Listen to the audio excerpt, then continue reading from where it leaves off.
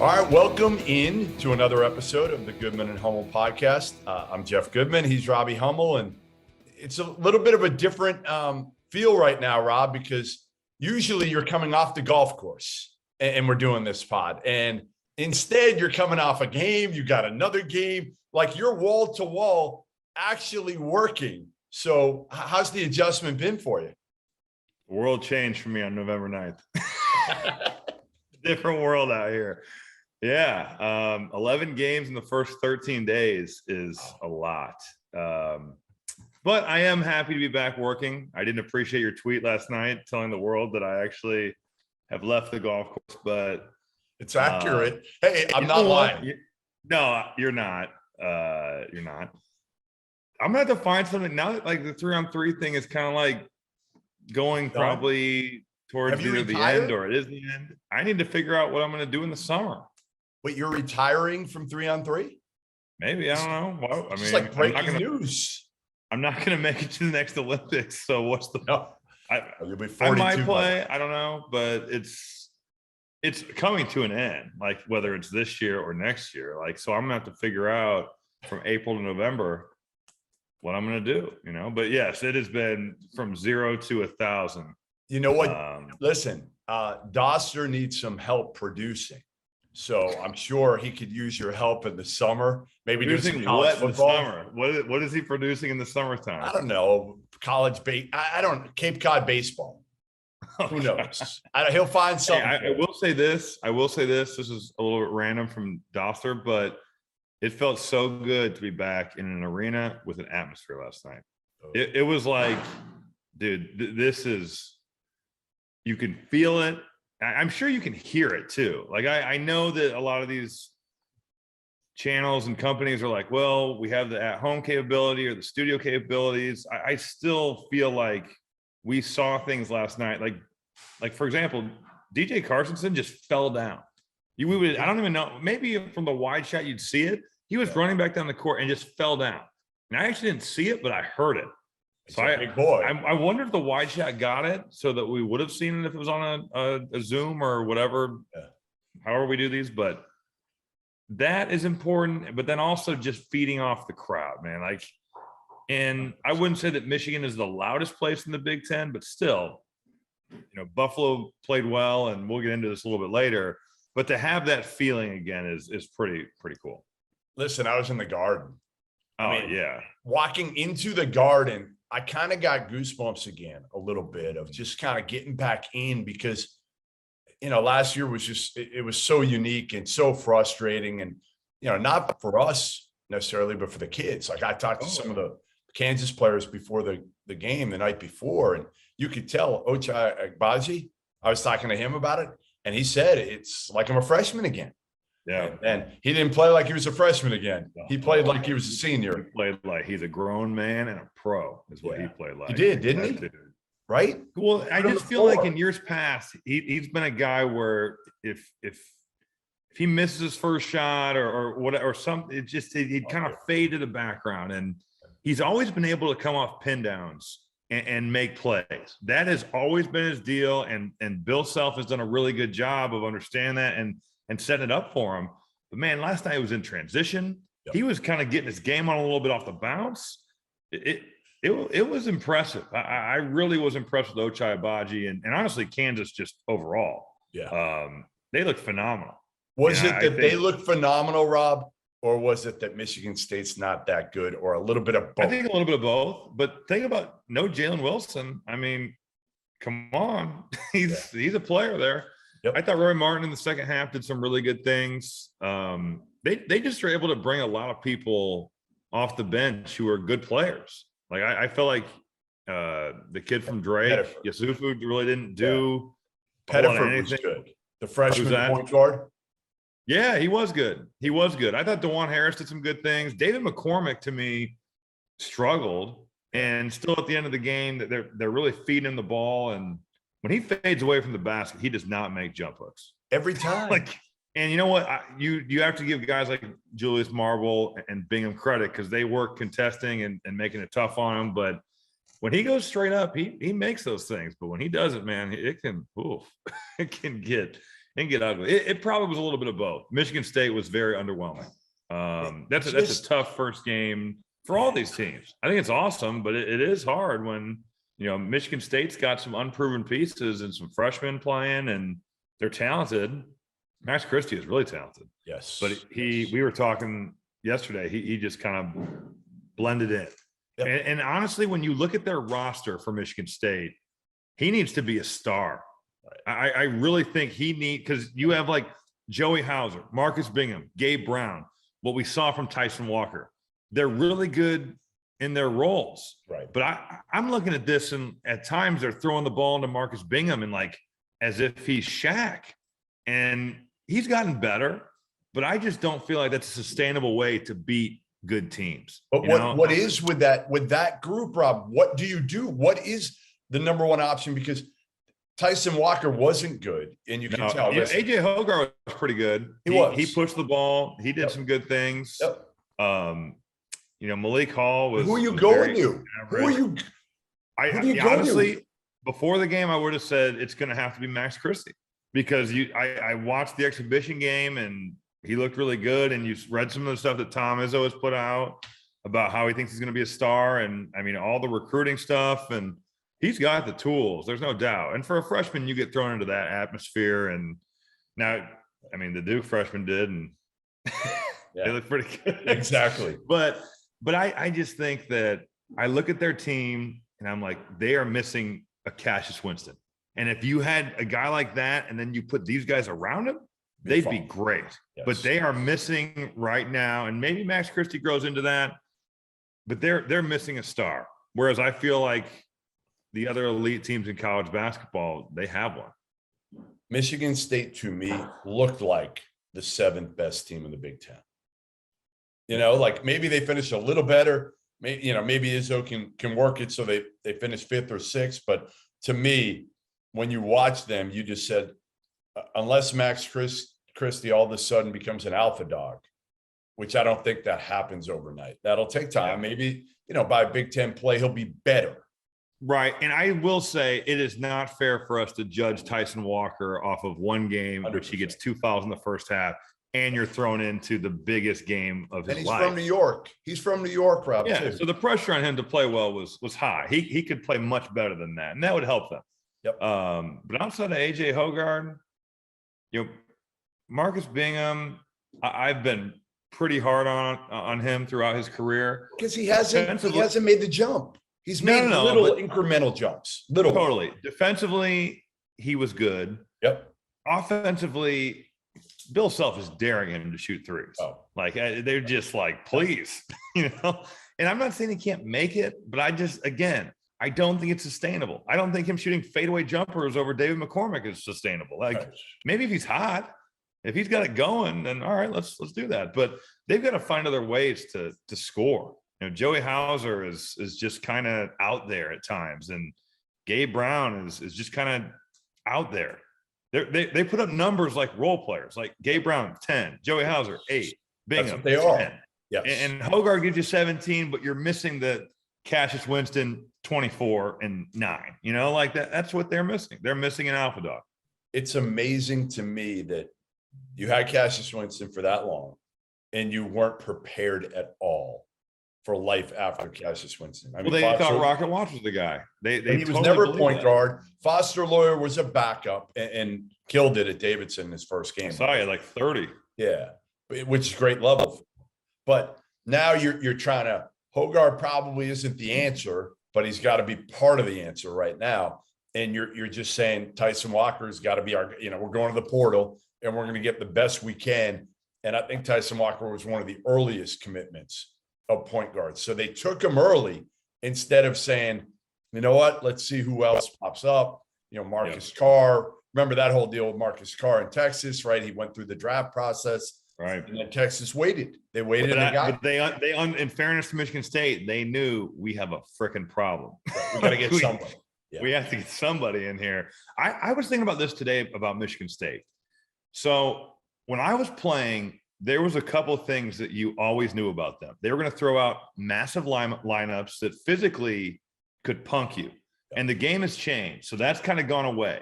and they went to more skilled bigs, which is fine if you've got guys like, Derek Nix and Adrian Payne and Xavier Tillman, like fine, but they're not throwing out the lineup like my freshman year. The 3, Raymar Morgan. The 4, Goran Sutan. The 5, any combination of Drew Namick, Edong Ibach, Marquise Gray. And they would just throw these guys out there. And they weren't great. Like you said, they weren't great.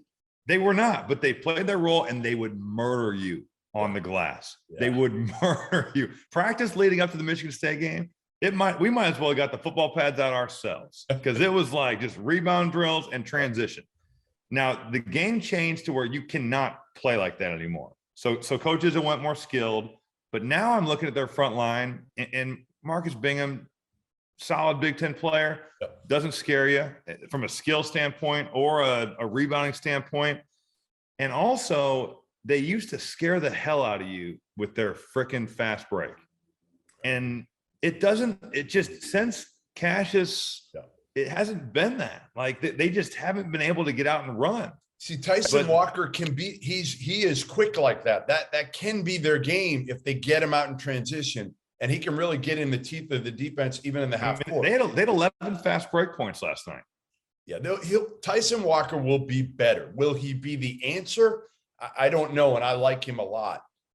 We'll see. No one else they've started doing though, and this has been and Jay Billis said this last night. This has been a 3-year problem. The turnovers, brutal. They can't. I mean, you turn it over 16 times for 16 points. Like you start looking at these things, and you're like, well, we didn't crush them on the glass. We didn't make a ton of threes. We didn't get any fast break points. How can we overcome this? You can't win. You really can't win. I'll tell you what. They just have kind of. I'm not going to say they've lost their identity because they haven't. They've still been very good and they've still been to Final Fours, but the game kind of changed on some of the things they did, and then they've fallen off a notch on the things that they were elite at. Is that I think that's fair to say. And Rob, they're recruiting. If you look at all their players, they're all good. Again, they haven't developed into great. Right. They don't have one of those dudes. They found one with like Denzel Valentine, right? Turned out to be great. Draymond, he was a 4-star kid. Right.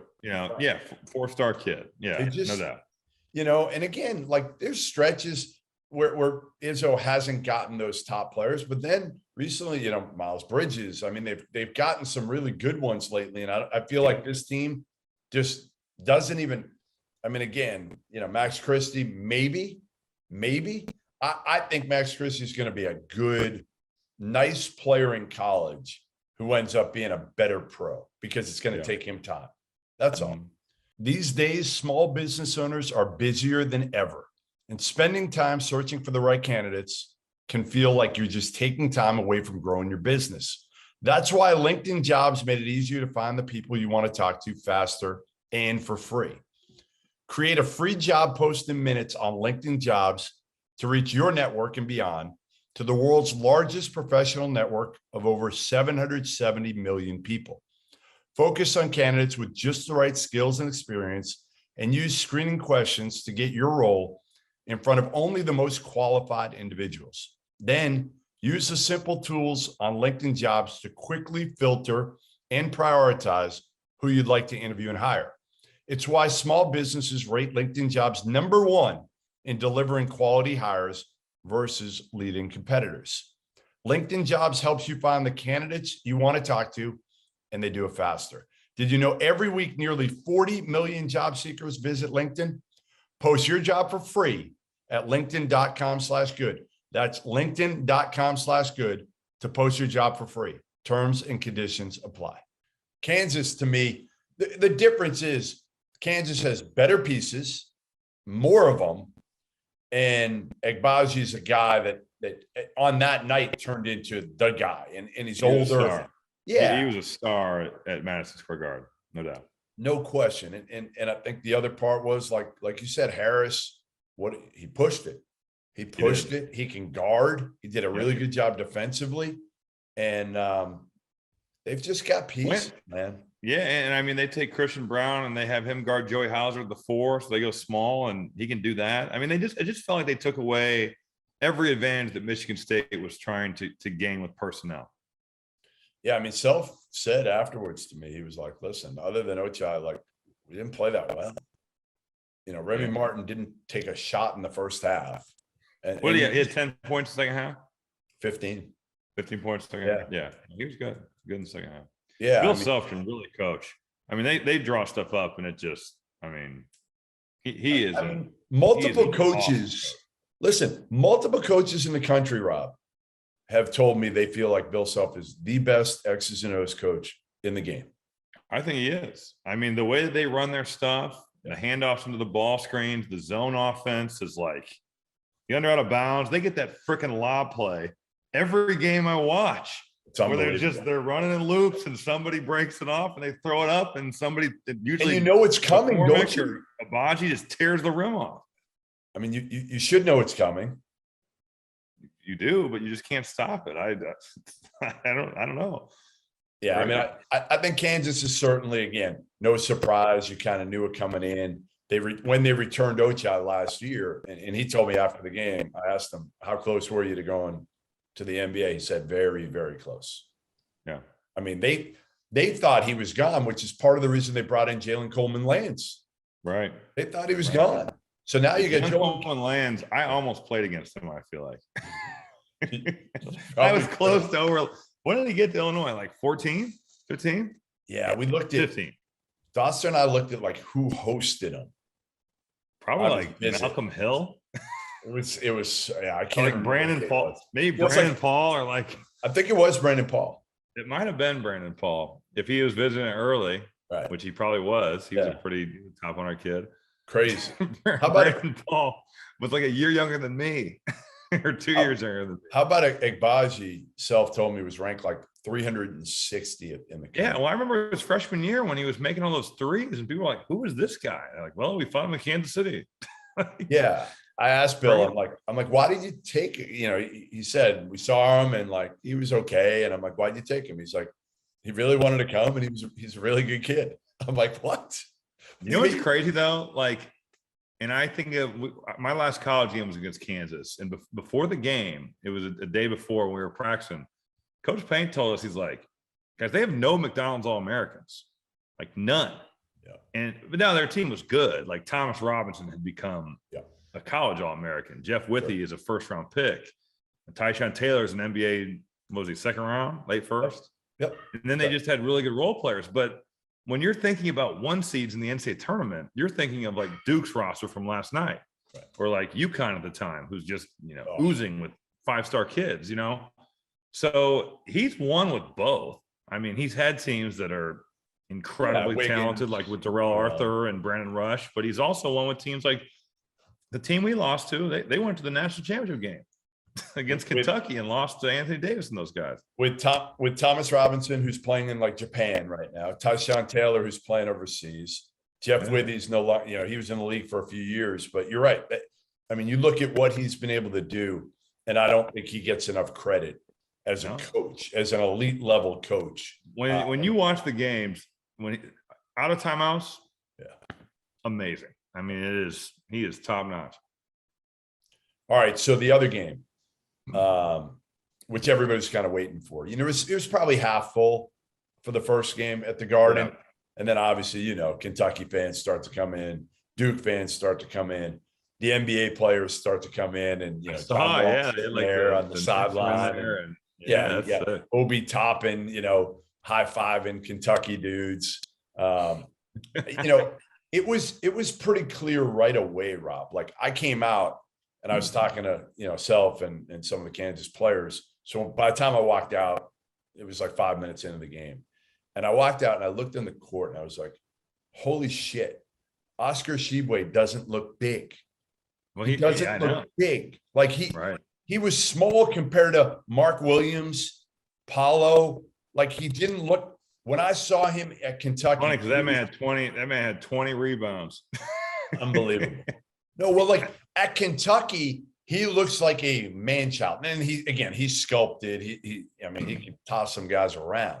But when you put him up again, and I think that's more of a testament to Kentucky and the fact that they don't have any other big dudes on that team. They don't have any rebounders. So it's all on Oscar.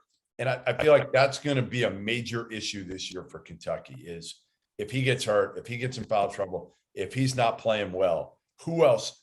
Damian Collins is a top 25 big, a freshman big. He played 2 minutes because he's 6'9", 200 Yeah, I mean, pounds. they played Lance Ware at the 5 a lot. Yeah. He had 2 rebounds. Yeah. Jacob Toppin was their next best with 6. Right. You're right. I mean, and Sheway's going to get his. It would be an injury or a foul issue. Yeah. 20 rebounds in a college game in that game equals like 35 in a normal college basketball game. I love that kid. It's freaking incredible. The kid just and he's like a warrior. Like I think he enjoyed that it was like him against the whole Duke team, and he was just smiling. He's grabbing him. He's taunting a little bit, but like in a fun way. Like Oscar Tshiebwe, we should try to. I don't know if Kentucky will ever let us get any players on the pod, but we should ask him because he is super entertaining and fun to be around. And man, he plays hard. You know what I thought at the first media timeout was this is the varsity game. And we kind of knew that, but you could tell from the pace, like Wendell Moore is pushing the ball. He's a freak, man. Yeah. I mean, Duke has players. Yeah. And I know there's questions about kind of Jeremy Roach and the point guard thing, but Trevor Keels played some point and it looks like he could play some 4. Like he could play probably any of those positions, honestly, 1 through 4. I was really impressed with Duke. And like there was so many guys. Theo John gave great minutes. Great minutes. I mean, no one's even really talked about him because it's all been about Mark Williams coming back. And they went to Theo John late. Theo John played 22 minutes. Mark Williams played 17. And other than Trevor Keels, Rob, I was most impressed with Theo John. And he was great. Because you forgot, like, okay, Theo John, you just forget about him at Duke, but he was so physical on both ends of the court. And to me, again, that was really where Duke won the game, was their physicality all around, whether it was Paolo, whether obviously Trevor Keels, just bullied his way, and almost their point guard deficiencies or their questions really didn't arise because you had it didn't matter because you had other guys that could just kind of ease that deal. They made plays. Those guys could make plays off the bounce themselves. So I think that's a little bit of a difference with this Duke team is Paolo can do that.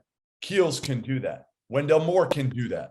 They've got enough guys who can do it that it's not all on their point guard to try to make things easier for those guys. Right. I thought some of the shots that Paolo made were so next level. I mean, right? Like the pull up at the top of the key in the first half, the tough pull up he made late that kind of like iced the game. The turnaround. It was a more quiet 22, I feel like, because of Keels, but he still made some plays that were like, I mean, this is next level stuff, and you can see why he's looked at as either him or Chet Holmgren's going to be the number 1 pick in the draft. Our boy Terrence Oglesby comes up to me after the game and he says, K's had some dudes, Grant Hill, whoever, we go through them.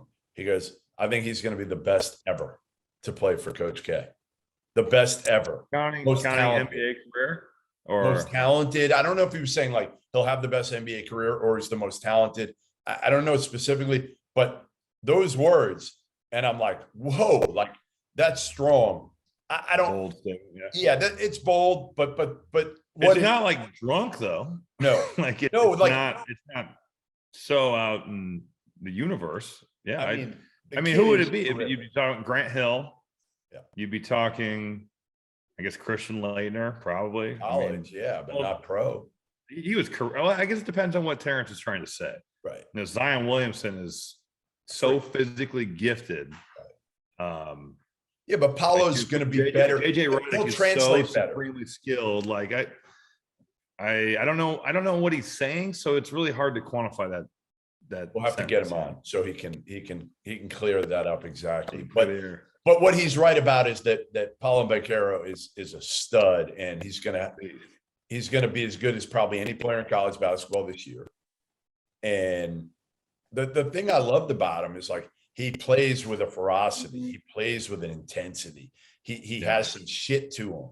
Like there's and I've seen it enough in AU and in Seattle when I saw him in high school a couple of years ago, but he's a dog. He is an absolute dog. And like, he knows it, and that'll fit like him walking on the court.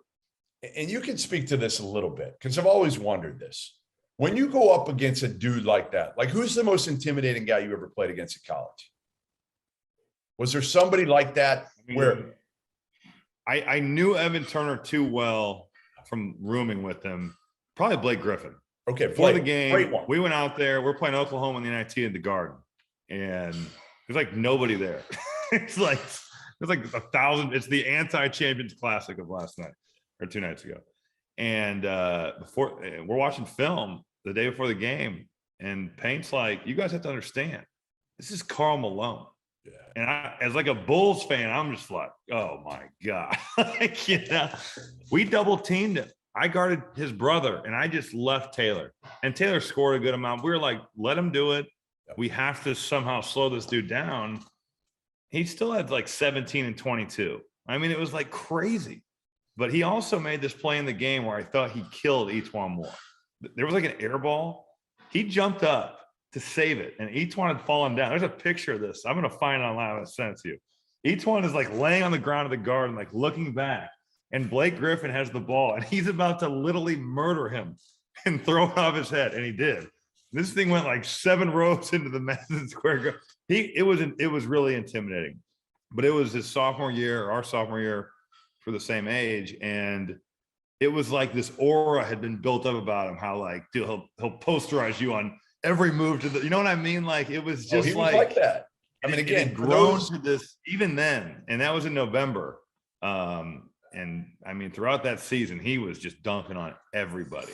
But it was and I had seen Blake some in AAU, like at Nike camp and all that. We were both on Nike AAU teams, but he was intimidating to play against because of that kind of. I think Paolo can become that.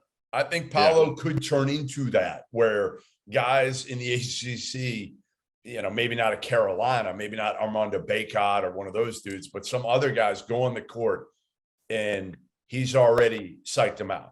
He's already got him because he's so big. He's so physical. We're going to be talking. I mean, you know, at ESPN, they're going to be talking about him.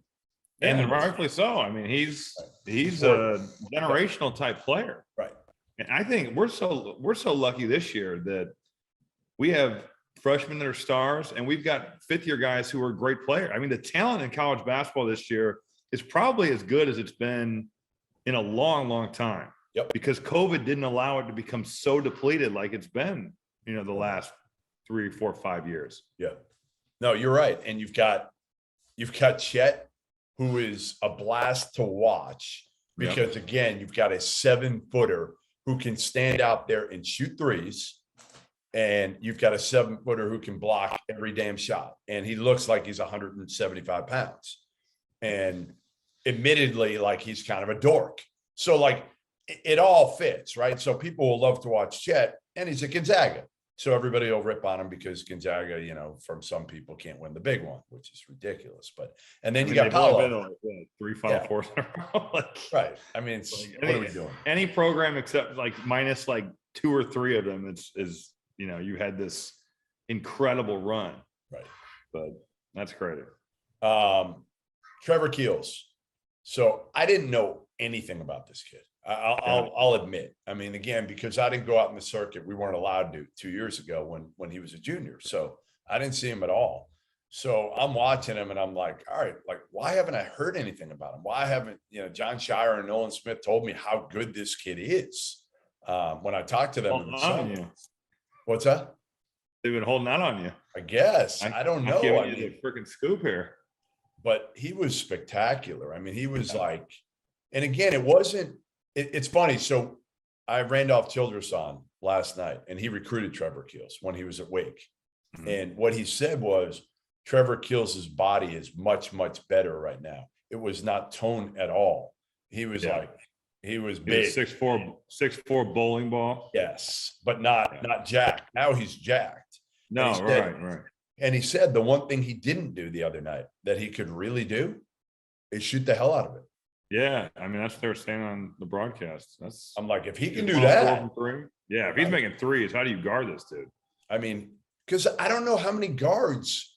He's 222 pounds. When one possession, he posted Severe Wheeler, Yes. and he put Severe Wheeler in the bucket. Like what? But what's he gonna do? I mean, that guy's 5'11", right? Like 6 foot, maybe. If he can shoot threes, he is going to absolutely murder this year. Now, again, the big question for Duke is perimeter shooting still, right? Yeah. Like, do they have that guy? Do they have a great perimeter shooter? If you put, Mark Williams out there with Paolo's not a great 3-point shooter. If Keels is not, if Keels is a mid-30s, I just don't know where they're going to get that from. Roach isn't a great. They were what, one of 12 from 3. Yeah, so that worries me a little bit. They can't rely on twos. You just can't. No, because there's going to be games where somebody just goes berserk hitting threes on them. Right. I mean, and you lose in the tournament that way. You lose. Right. So I think that's my biggest concern. And as good as Keels played, on the flip side, my guy Ty Washington was not good. He really Jeff struggled. Goodman curse. Yeah, comes and sees you at practice, you ball out, you're screwed. He'll be fine. He will be fine. I promise you of that. He's too good. He's too skilled. But I think the moment sometimes, especially if you miss, and you can speak to this, if you're at a place like the Garden, if you're at a place like Kansas, if you're, in the Big Ten in Indiana, your first game and you miss a couple, right? As a freshman, even if it's not your first game, I think that sometimes, especially if you're more of an analytical mind, you could say, where like you think about numbers and you miss your first couple of shots, it can weigh on you. You're better off being just like dumb. Like in a way, you don't want to be so dumb that you have no idea what's going on. But like and not all guys that are like this are dumb, but it's just sometimes it doesn't compute with guys who are like, man, I've missed my last 4 or 5 shots in a row. Like maybe I should pass. Whereas like some of these guys and great players too, like those be like, I don't care, I'm due. Well, if they're great, yes. It's the delusional ones that maybe aren't great.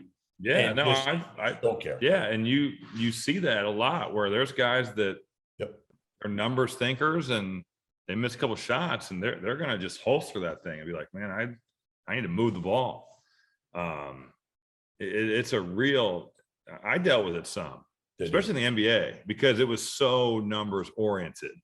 If you're not above 35%, I might as well not even be out here. You know, and you're not going to stay in the league. Pressure to be above that is high. In college, I feel like it's more free. I was more freewheeling because I felt like I could still affect the game in a big way, even if I wasn't making shots. Whereas in the NBA, I was like, honestly, I can play my ass off and hustle, but I need to make threes. I need to make threes. Right. If you're 0 for 4 from 3, you're probably not playing the next game. Well, even and my dad was like the best shrink for me. Like I'd have these shitty games of shooting. He'd be like, Rob, you were plus 12. You played great help defense. And I'd be like, you're right, Dad. You're right. I don't need to jump out of my window here. I don't think Ty was plus hard because like in college, like you can do other stuff, but at that level, you're pretty much stuck in the corner, Right. So it makes it hard. But that's a real thing where guys feel the pressure of numbers. They got to figure that out with Ty. And again, I do think though that Kentucky, they didn't play all that well, and they hung with Duke. And I thought Duke had guys played a couple. That's what Cal said. Cal said that. I would think that John Calipari would be like, you know what? I think we're fine. All right, let's get to the Michigan Wolverines. You saw them up close against Buffalo. They looked not good, spectacular in the first 15 minutes? Yeah. I mean, I was shocked they only led by 15 at halftime. Right. It felt like they were up by 35. Like they were and Buffalo is good. If Buffalo's win the MAC, I will be shocked. Yeah.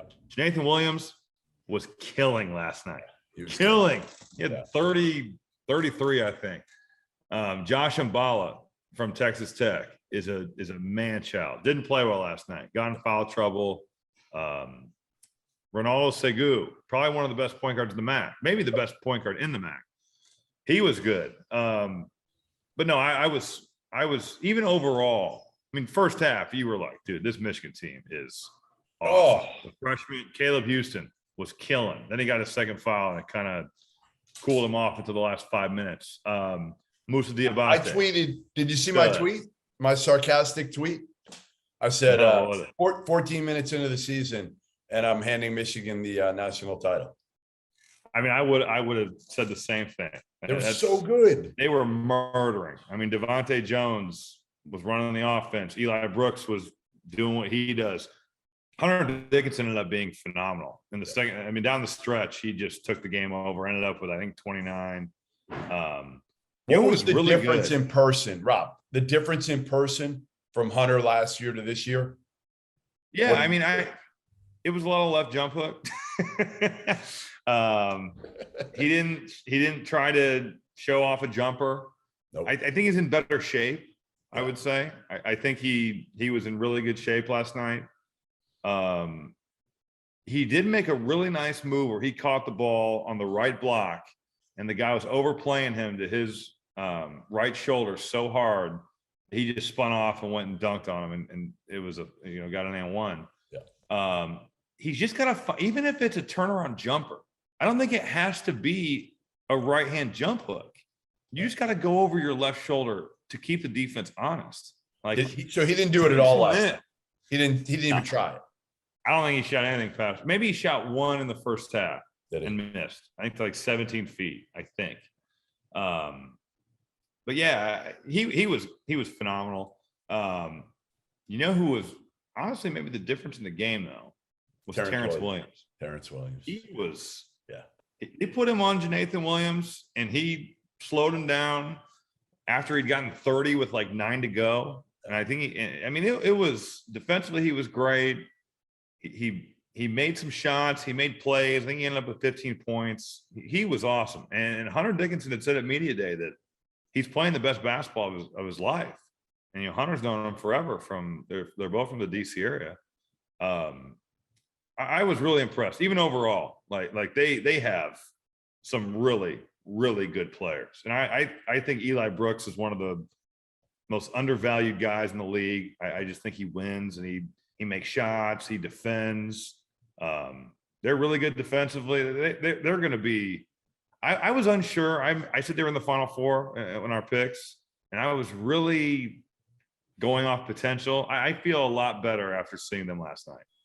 Well, Caleb Houston, right? Really good. Really good. I mean, again, and these guys, like, they weren't dominant by any means. The big kid, Musa Diabate. Yeah. So athletic. So athletic. I mean, because I didn't know if, like, you could play him. I hadn't seen him. Can you play him and Hunter together? Yes, you can absolutely play those guys together. Yep. So Diabate wasn't looking to shoot threes, and Buffalo was making the mistake of closing out so hard to him. You'd think like freaking Ray Allen was out there. I mean, these guys are flying out. He's just head faking, going to the rim and dunking the hell out of the ball or getting and ones. People will close out short to him for sure and make him prove it. But he is very skilled. He's a good handler. He blocks shots. He protects the rim. He made some really good passes. Like Michigan was killing Buffalo, short rolling their bigs and hitting them with a pocket pass. And those guys were jump stopping, reading the defense, and firing that thing out to shooters in the first half. I mean, making some really next level. That ball was moving. That ball for a young team, again, that ball and a young team and a point guard that hadn't played for them, that has played at the mid-major level. They were zipping the ball around. They were so unselfish. And even in the second half, I don't think they ever got selfish. No. They missed some shots. Buffalo's got it going. It was a chippy game. Buffalo has some shit to them. Yes, they always have. I mean, it was like some of their guys, whether it was Segu or Keyshawn Bruton, dude. Keyshawn Bruton subbed out of the game, and the camera showed him some on the bench, and this dude like body slammed a chair. It's like, yo, these guys are messing around. Well, it was a fun game to be at because Buffalo's trying to go, and they're athletic, and Michigan was kind of trying to go. It was a fun game to call and be at. So are you, after one game of Michigan, are you now feeling pretty comfortable and confident with your Final Four pick that this is a I team like it. that's got Yeah, got I everything. like my pick of Michigan. I do. And again, you're overreacting to one game, but Yes. honestly, I give Juwan Howard a ton of credit. Exhibition game, they go play at Wayne State. They open up a new arena for them, which I think actually gives you something. Yeah. You know, like, and if you lose, people laugh at you and they end up winning by 25 or 30 points. But I get that there's an embarrassment factor, but I feel like that game helped them win this one. You know, they were in a close game for the first 15 minutes. You deal with an environment, especially when you haven't seen one in a year. There's some teams in college basketball that don't go on the road until conference play. And to me, that just hurts you so bad. I mean, I think that Juwan Howard doing the exhibition game and then playing Buffalo first game of the year, who's Good for got almost everybody back, is a really good way to do it when you got a good team, and they do.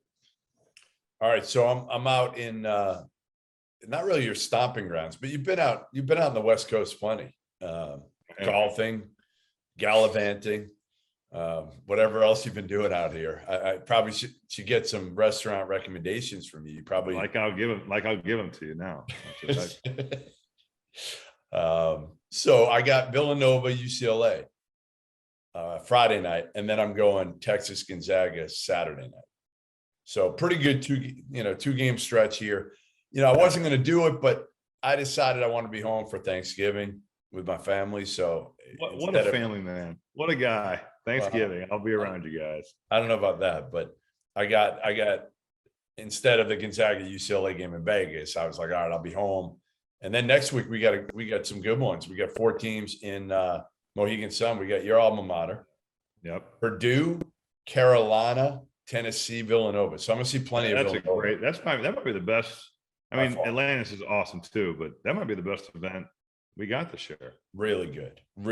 4 good. I wish there were 8 teams because I was like the 4 games in a day. I just think you get more out of it. But this will give me more time to gamble. That's what it'll do.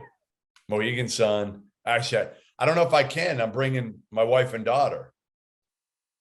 So see where your priorities lay. Well, I mean, my daughter's 18. I don't know. Can we get her on the blackjack table? Am I a horrible dad if I do that? Yes, you are. You're a horrible father. So, all I can think about, you lose money. You see this casino and how it's beautiful and huge.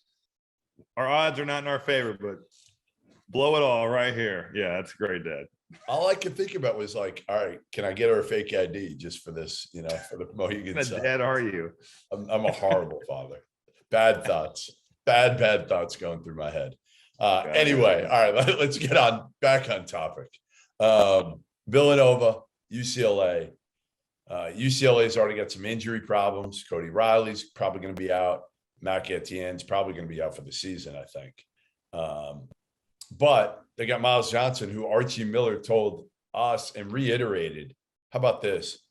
He said that Miles Johnson is the best individual defender, big man defender in the country. At defending the rim or all pick and roll? Yeah, I think it was everything. I think that's basically everything. I mean, he's a great shot blocker. He can alter and he can block shots, but I think it was everything.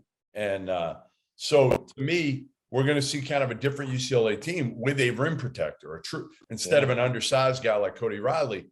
They've got some size in there and a guy who can really block shots. And you get Peyton Watson, top freshman, who I haven't really seen at all. I've never seen him in person. So I can't wait to see him. And you got a Villanova team that really is kind of what they've had, other than they lost Jeremiah Robinson Earl. Yeah, I'm curious to see what Gillespie looks like. It's going to be a heck of a test with UCLA's guards for him to see how healthy he is. It'll be a great game. And college basketball has really evolved to where it used to be like we don't get good games until maybe one or a couple in December, where you'd have somebody like, I remember the Illinois-Missouri game was always such a big deal because it was like, oh, wow, 2 good teams playing each other. And now it's become, I wish we do even more. I think events of the Champions Classic are phenomenal for the sport. And now with the way that they pick the NCAA tournament, why wouldn't you play all good? I mean, You know it helps why? you. You know why? Because leagues are going to 20 games. So all these They're feeling like they get all they need. Yep. Yeah. Yep. You're the Big Ten, and you have all these other games set up too. Maybe ACC, Big Ten, Gavitt games, ACC, Big Ten. Exam. But I guess that's true. Right. You could literally just get killed the entire year. Right. I mean, if you're Kentucky or although even Kentucky, look at what they're doing. Other than their big games, they're playing 6 games now that are basically bye games at home. Their next 6 games. So Cal, even with an older team here, is saying to himself, you know what? I'm not going whatever they went last year. They're not winning 11 games again this year. Yeah, but these games have been scheduled for what, 3 years? Well, the exempts have but they don't play in Kentucky doesn't play in an exempt anymore. They don't do one of those exempt events where they go somewhere anymore. They usually host something now. They never do. No, they stopped doing it. I mean, they do champions, they do CBS Sports Classic. So those are 2, and SEC Big 12. What's the reason for that? I think the exempt events are awesome. They are. I think he wants to control it. I think he wants to control kind of who he plays and get a couple easy ones there at home and bring in people to Rupp. And part of it might be the gate too. You want to get the gate at Rupp. You're going to fill it up. It's 17,000. So maybe Kentucky doesn't want to, but I'm sure Cal, if he said, I want to play an exempt, they're going to let him play an exempt. So, a couple teams have done that. Ohio State's done it. I think Lincoln too. Georgia Tech. I just felt like those exempt events were awesome life experiences for all the guys on our team. Even if the fan support, because the fan support is not generally great. Like you're going to be in Vegas for hopefully Michigan, Arizona, correct? Yeah, and but like we played in the Paradise Jam my junior year. Played Tennessee. It was probably the best game of the year to that point where we were both in the top 10. Yeah. What's that? That was I was watching that. No, it was a great game. It was down to the wire and yeah. And the gym was small enough, and there was enough people from the island there that came to the game, along with the Tennessee and Purdue fans. It was an awesome atmosphere. Was it? Now the next year the next one I played in was my 5th year. We're in Puerto Rico in San Juan, and we're playing in the big arena, right in downtown San Juan, and it probably seats 16,000, and we literally had 1,000 people there. So then you're like, all right, this is, or like the NIT, all of them. Like there's 1,000 people, so it can go either way. Maui is awesome. Atlantis, awesome. Yeah. Paradise Jam, what it used to be, was awesome. Yeah. But I think the ones that play in the bigger venues, if you're not close, it's hard to get people to go. All right, so give me your pick. Villanova at UCLA. Who you going UCLA? Yeah, I am too. I think it'll be interesting to see the crowd too, because UCLA crowds aren't generally very good. The Lonzo year was the exception, really, in a long time. I wonder how they're going to latch on to this. Coming out the Final Four, though, there was a lot of buzz. I bet it will be pretty good. Nova coming in. Yeah, I would think so. Then I got. Have you done a game? Have you ever been to Gonzaga? Yeah, I did a game there like 3 or 4 years ago. You stayed at the Davenport? I did. Great hotel. Good hotel, right? Good hotel. Yeah. I can't wait for that one because I still say, and I wonder for you if you've got a top 3 that you played in or have called a game in. But to me, 1, 2, 3 for me, Kansas 1, Duke 2, Gonzaga 3. Gonzaga was sweet. Kansas is by far the best place I've ever done or played a game in college. It was so awesome, so loud. It is. And I played in Indiana, Purdue, Michigan State, Illinois, all the Big Ten, obviously. I've never played or seen a game at Duke. Never. No, I've been in Cameron when I visited, but I've never been there for a game. I liked Gonzaga, but I think because it was so small, I just couldn't. I think it's Assembly Hall. I think Indiana is phenomenal. I think Mackey is phenomenal. Yep. I love the atmosphere. I like the feel of Gonzaga. I don't know. There was something about it that to me. So I'm really looking forward to this one. I don't know if Texas can hang with them, especially I have them ranked 2 in the preseason, and I kind of regret it. I don't think they're that good, and I think it's going to take time. I don't want to say that they're not that good. I think they are going to be that good, but it's going to take Cohesion time. is what you worry about. 6 transfers. The cohesive nature of the team, yeah. And they don't have Disu, the kid from Vandy, who I think is going to be huge for them because they really don't have a rim protector at all. And he's the closest thing they have to that. And I don't know. When was the last time you could say that about Texas? Good God. They got nothing. For one, Royce Hannon was on the team in the last 4 years, and he spanned like Mo Bamba, Jared Allen, Yes. Jackson Hayes. I mean, they have had rim protectors forever at Texas. Yeah. So I don't know if they're athletic enough, but I just can't wait to see Chet in person. Yeah. Can't wait to see Gonzaga's point guards, right? Like Nolan Hickman. I'm dying to see Nolan Hickman because I want to see Nembhard and Hickman together. Strother, is he going to take a step? Obviously, Chet, Timmy, is he going to be out there jacking threes now? They're a fascinating team. I mean, Gonzaga is a fascinating team this year with, again, have you watched? Jalen Suggs has really struggled, by the way, in the NBA. I've watched almost no NBA so far. Yeah, he's really struggled. So, I think it's funny. We make so much out sometimes so early, and we did that with Suggs because he shot the ball really well the first, I don't know, how many games do you think it was? 6, 8 games? Yeah, he did. And we were like, oh my God, he's a much better shooter than we think. Was it Iowa? He was just making everything last year. Yeah. Yes. Yep. Yeah, he torched in Iowa. So, sometimes it's one of those things where, again, you try not to get too carried away early, but it's hard not to if that's all you've got to be able to judge it on. You're saying, so all right, he played every game. He's been unbelievable. And I think, he's come down to earth a little bit with certainly his perimeter shot. But the NBA 3-point line is no joke, too. Right. That is a long ways. Big difference. But yeah, Chet's going to be fun. I think I'm going to hang with Timmy on Sunday. I'm going to stick around Spokane and hopefully with Chet as well. But, I think one thing that's going to be interesting from my perspective, from the media perspective going forward now, is a lot of these guys with NIL now are going to be told they have agents.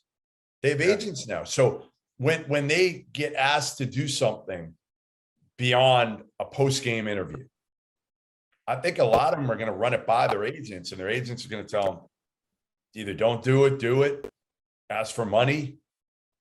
I don't know. What are you going to shell out for this? I'm going to give him a Field of 68 t-shirt. That's what I'm going to shell out. I'm not paying. I'm not paying for shit. I'm not paying for interviews. No, I'm not. I'll buy him lunch. Now you can, I guess. That was legal before. Yeah, I don't know. I mean, I don't know what's legal, what's not. I think I could always buy him lunch. Maybe. I want you to get an NCAA violation. I can't wait to the infractions committee come down on you with the death penalty. You know how many lunches? Goodman bought him lunch? Kill him. Every year I used to buy all the Massachusetts kids in AAU ball when they go out to Vegas. I would always buy them dinner at PF Chang's, like Nadir Tharp, Nate Lubick. I remember Nadir Tharp, who played at Kansas. I don't know if you remember him. So we go to PF Chang's, and it's like me, him, Nate Lubick, Eric Murphy, I think, that group. And Nadir didn't tell me he had never had Chinese food.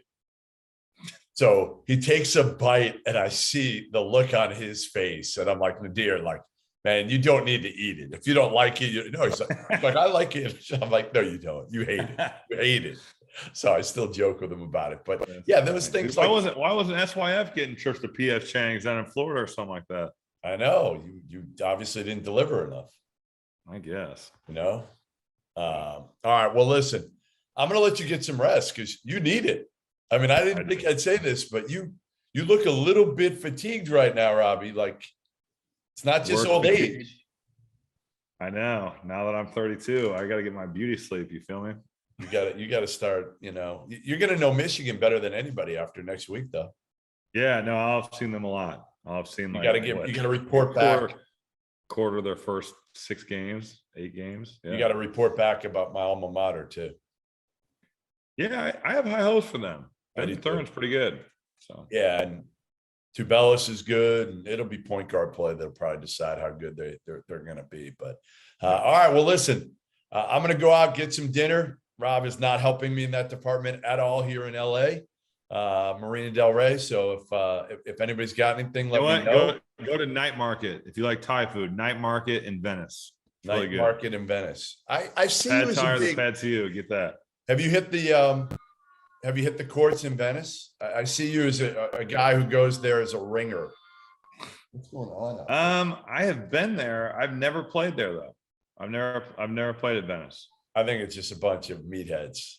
I like just going there and seeing it though, because of the whole white man can't jump deal. But yeah, it's cool to see that. Every time I've been there haven't been like good games. I think occasionally it gets set up to where there are, but we got to find that one time when you can go and just be a ringer, pull down your hat, you pick last. And I don't know if you could still pull that though. Yes, I could. I don't know. We'll see. All right. We'll see you next week. Goodman and Hummel podcast after Rob's trials and tribulations out in Vegas. Don't lose too much money out there, all right? I will try. Please, blackjack gods.